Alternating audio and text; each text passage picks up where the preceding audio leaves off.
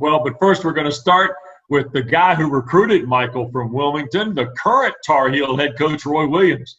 And of all the stories Roy Williams has been asked about Michael Jordan this past spring pack, I think there's something else on other folks' mind, and that's where we started with him too. Hey, Coach, what's up with that quarantine beard?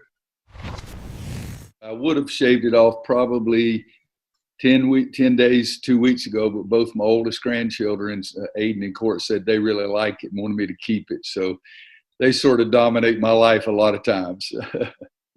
Hey, Coach, it's Mark and I've talked about this during this process of putting this show together. It seems like an entirely new generation of basketball fans and sports fans are understanding, number one, how good those Bulls teams were, and two, how great a player Michael Jordan was. I mean, and it seems weird to say that for people our age, but it does seem like a brand new generation of fans are finding out just how special he was. Well, Wes, I think you're right. I think everybody says, well, Michael Jordan was the GOAT, but even my players, they've just seen a clip here, clips there, some highlights. But talking to my guys, these last 3 weeks have given them a totally different perspective. And, because you're talking about the NBA players themselves putting him at a different level of anybody else. And, his own interviews have been great. They've been very straightforward, very honest, very brash at times, but he's always been very truthful about what he says. And but I think you're exactly right. I think that people are getting our age. Excuse me, I'm older than you are, but we're getting a new appreciation. You're getting new appreciation, and the younger guys are saying, "Oh my gosh, did you see that?" And because our guys all the time, about every other year, they'll say, all right, come on, Coach. Kobe, LeBron, Michael. And I said, guys, stop even talking about that. You're silly to even talk about it. And one day this year, we were getting ready to have a pregame meal or something, and they're arguing about some things. And Coach Davis walked in, Hubert Davis. And he was alive and even played on the same team with Michael at the end of his career when he was 800 years old with the Wizards and still scored 50 points in a game. And Hubert said, guys, don't even talk to me about that. It's not even close. Michael, end of conversation. Go to something else. So it's a new appreciation for the younger folks. Coach, we know who he is now, right? But you had a chance to recruit him coming out of high school. If I asked you to give me a fair assessment, pros and cons of his game when you saw him in high school, what would you have said to Coach Smith? A big-time athlete. Shot wasn't nearly as consistent as it needs to be. And, could play harder, could be more involved, but a big high ceiling. And so then but I will tell you this, the first time I ever saw him was on Sunday afternoon in our camp, because I'd spent the spring calling around trying to get the best high school players from North Carolina to come to our camp that summer. And Pop Herring, his high school coach, talked to Michael and the family. And so I said, the tough thing is we charge. We can't let you come free.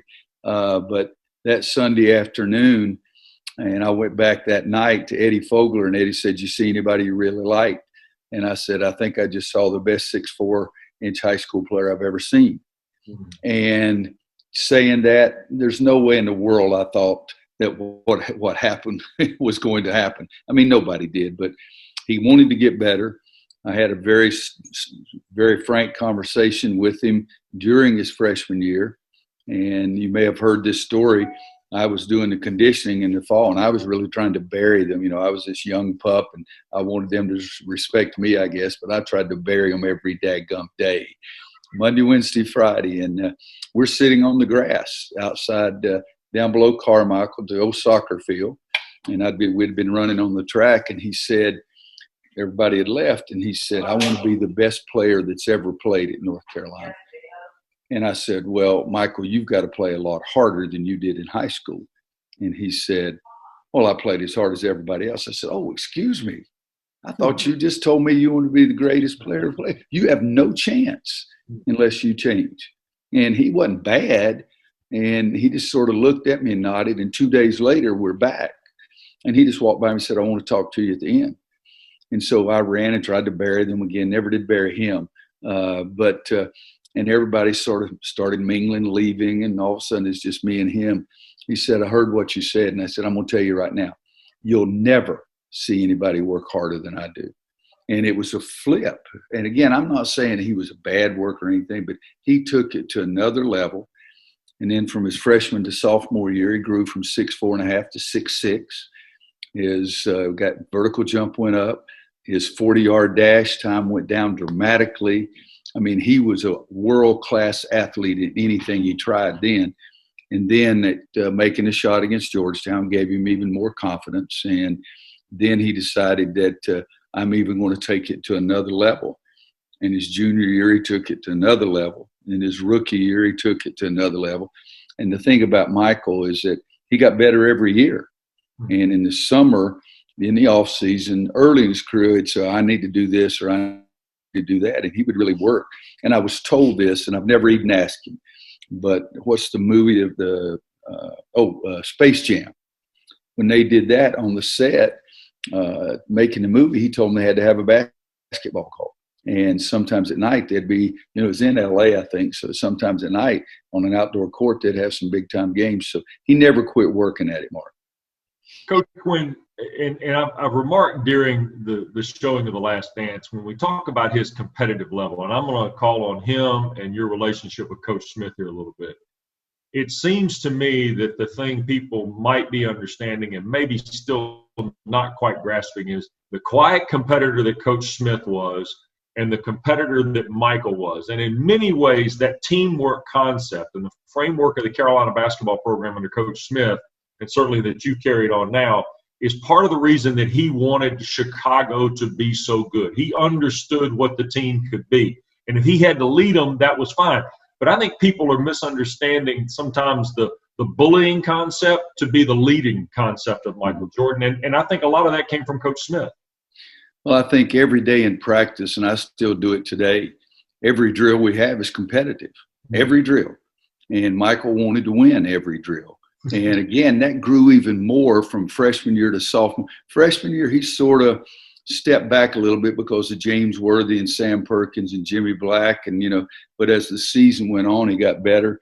In fact, the only game that he won the Defensive Player of the Game award that entire season was the Georgetown game in the national championship, when we came back and graded it was film at that time, when we graded the film. But the competitiveness you're talking about, the will to win, that's all he cared about.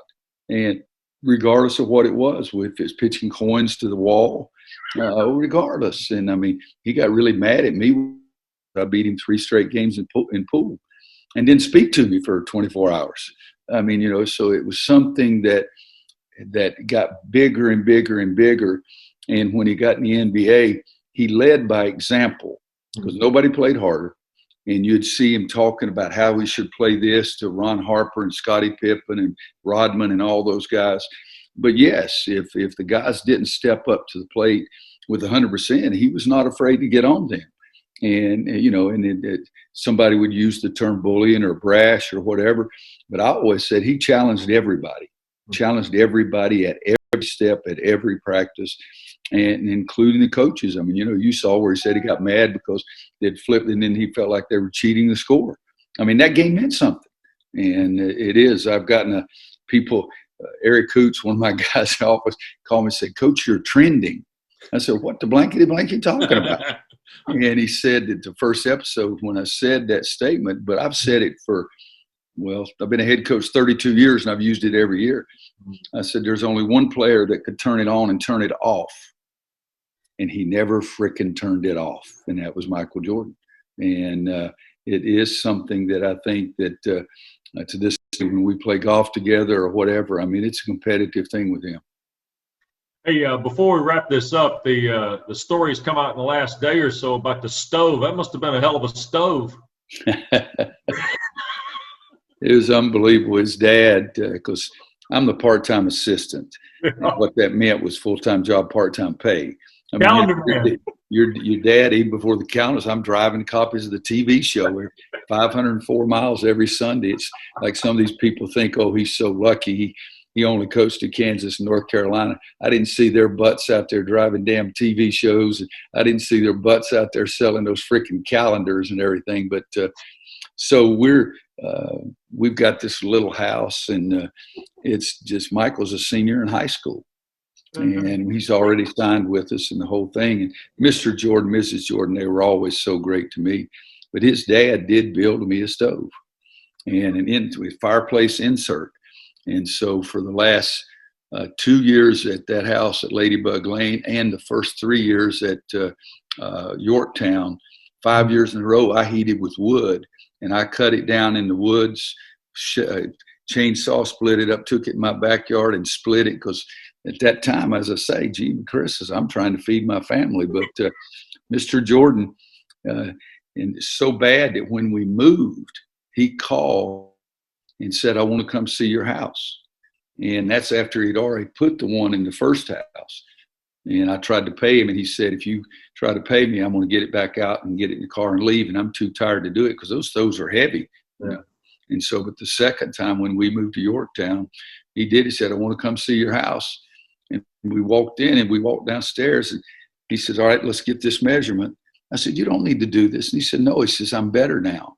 He says, now I've put in a blower. And so he put a wood stove in our second home, with the second one in our home at Yorktown Drive. And when I left to become the coach at Kansas, the realtor came around, was asking questions. And I'll never forget this. She said, what kind of stove is that, a Fisher? And I said, no, it's a Jordan. And but no, it was, he was just, the whole family was just incredible. Before we let you go, has there been something during the last dance that you did not know about Michael Jordan?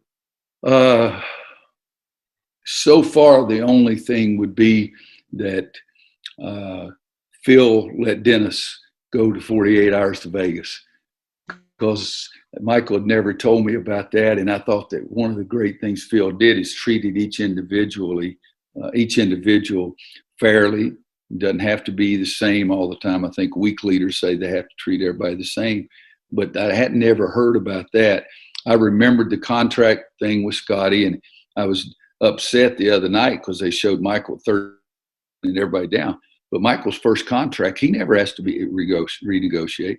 I think it was 8 years long. At one time, he was like, no, I'll miss this number. He was like the 29th highest paid player in the NBA, and he's already been the scoring champion 3 or 4 times, because it was 8 years, and he never asked to renegotiate. And Mr. Reinsdorf said in the thing that he told Scotty, this is not a great and he said he told Michael, the first one was, but Michael wanted, just like Scotty did, the stability and, the feeling financially secure. But he got him after that contract was up. But no, I think that trip with Dennis, you're in a playoff run and a guy wants to leave 48. That's the reason I guess I've been lucky. I've had a lot of NBA teams talk to me about the job, but I just don't know that I could do that. I can't see Garrison Brooks walking in and say, Coach, can I have the next 3 days off? I need to go somewhere. I just don't see Roy Williams handling that one. Well, we appreciate the time and the stories. Again, keep it in the short grass. And again, I'm pro beard. I think you got something going on there. Well, let me tell you guys one thing. The greatest thing about the last dance, and I called Michael and left him a message and told him this, and he said the next day I got a text message, and he said, I would have called you, but I figured you were on the course. Can you imagine, we've talked this whole time, ever how long it is, and we've talked about Michael Jordan, and I've done Colin Coward, Patrick, ESPN, WYZ, ABC, DEF, any daggum thing you do, because you guys don't have any content right now. But I really told Michael how much I appreciate it, because nobody's talked to me one freaking second about going 14-19. So I told my man, he's still taking care of me.